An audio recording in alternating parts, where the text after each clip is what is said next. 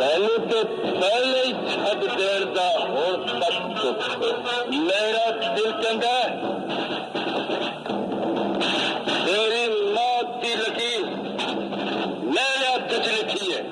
मैनू तो ऐसा हथ लग गया कितने आ गए ने यार जरा हथ पे इस मुर्दे नू बोरी च बंद करके भेजना किथे